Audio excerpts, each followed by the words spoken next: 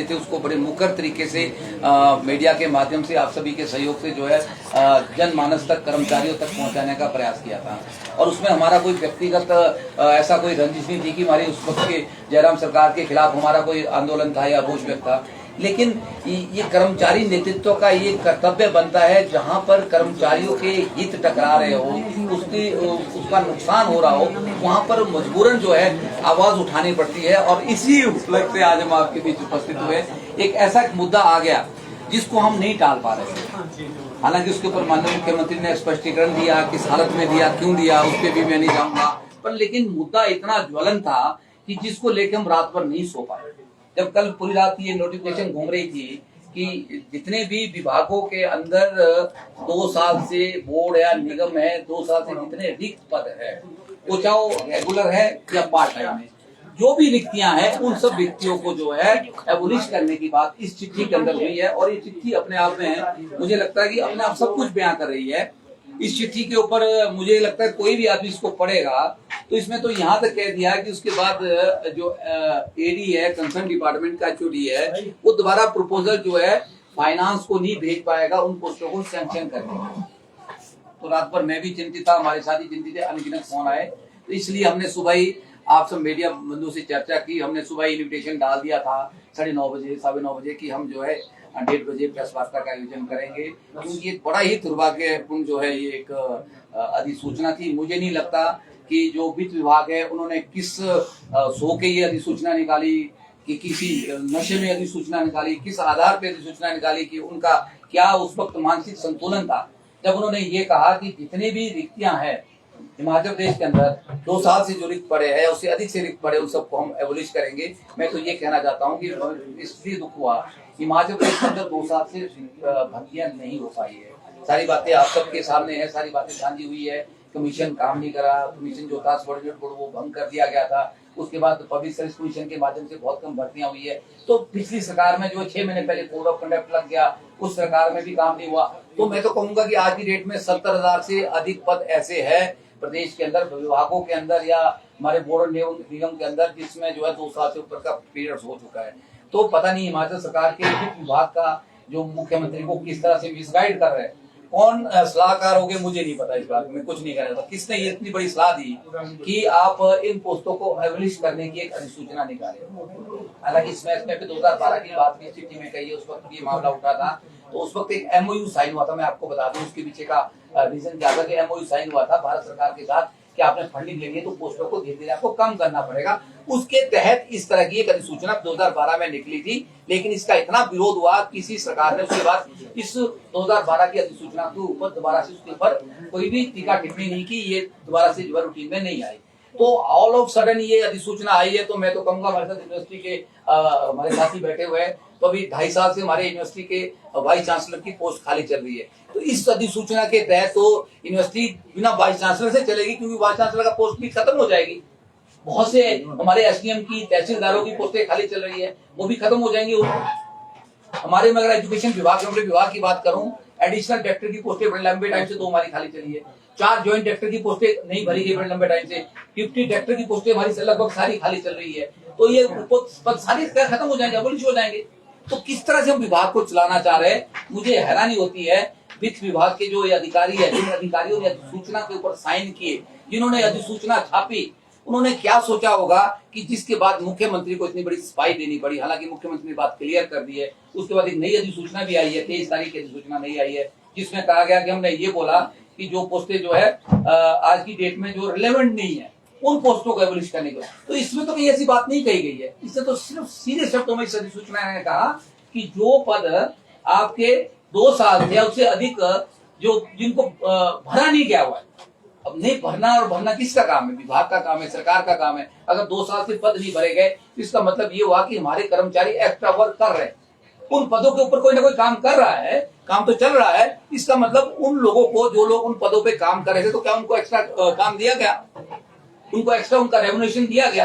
Extra उनको वेतन दिया गया? नहीं दिया गया। उल्टा सरकार जो है इस तरह के तुगलकी फरमान निकाल रही है। इससे सरकार को बचना चाहिए। मैं ये आपके माध्यम से मुख्यमंत्री से अनुरोध करूंगा कि कुछ सलाहकार और कुछ जो अधिकारी आपके खिलाफ बहुत बड़ी साजिश कर रहे हैं। एक बहुत बड़ी साजिश का हिस्सा है, मैं ये कहना चाहूंगा। उस साजिश के तहत ये अधिसूचना निकाली गई, क्योंकि जैसे ही मामला ठंडा होता है, एक नया मामला खड़ा हो जाता है, मुख्यमंत्री को फिर उसमें बचाने के लिए, सफाई देने के लिए आगे आना पड़ता है। तो मुझे लगता है कि आप एक अच्छी टीम के साथ आगे बढ़े। और सबसे जरूरी बात क्या है, कोई भी अधिसूचना निकालनी है, कोई भी कार्रवाई करनी है, तो माननीय मुख्यमंत्री को हम एक सजेशन जरूर देना चाहते हैं कि जो कर्मचारी संगठन बने होते हैं जिनका लंबा इतिहास है, मैं कहूंगा इस संयुक्त कर्मचारी महासंघ में हर विभाग के लोग हैं, हर तरह के लोग हैं, डीसीपीटी लीडर है जिन्होंने पूरे अपने संघर्ष ही करते रहे, तो कम से कम हमने मुख्यमंत्री को एक संयुक्त कर्मचारी महासंघ के बैनर तले वो एक रिप्रेजेंटेशन भी दिया था डिमांडों को लेके कि आप हमें टाइम दे, हम कुछ बातों को लेके आपसे चर्चा करना चाहते हैं। उसमें हमें नहीं मिला, हम मांग करते रहते हैं। तो मुख्यमंत्री को चाहिए कि गतिरोध ना बने, इस तरह की बातें, भ्रांतियां ना फैले मीडिया में, गलत में। देखिए, हमारा एक दायित्व बनता है कर्मचारी संगठनों का कि हम अपने कम्युनिटी के लिए, हम अपनी टीम के लिए, अपने लोगों के लिए, अपने एम्प्लॉइज के लिए हमारी जवाबदेही है। और साथ में जो आने वाली भावी पीढ़ी है, जो अनएम्प्लॉयड यूथ जो टकटकी लगाए बैठे हैं, लाखों लोग जो है, पढ़े लिखे लोग जो विभाग में आना चाहते हैं, सेवाएं लेना चाहते हैं, वो इस इंतजार में बैठे हैं कि कब पोस्टें खुलेगी, कब हमारे को रोजगार मिलेगा। तो उनके लिए भी हमारी जवाबदेही की उन पोस्टों को बचा के रखे। इसलिए मजबूरी आज पैदा हुई कि हमें मीडिया के सामने आना पड़ा। हालांकि बड़े लंबे टाइम से हमने इस बात से दूरी बनाई रखी थी। और अभी आपने देखा होगा बिजली बोर्ड का उदाहरण, भाई देखा आपने, बहुत गतिरोध भी बन रहा है। बहुत सारी बातें हमने मुख्यमंत्री से कही, बहुत सारी मीटिंग्स हुई है इलेक्ट्रिसिटी बोर्ड को लेके।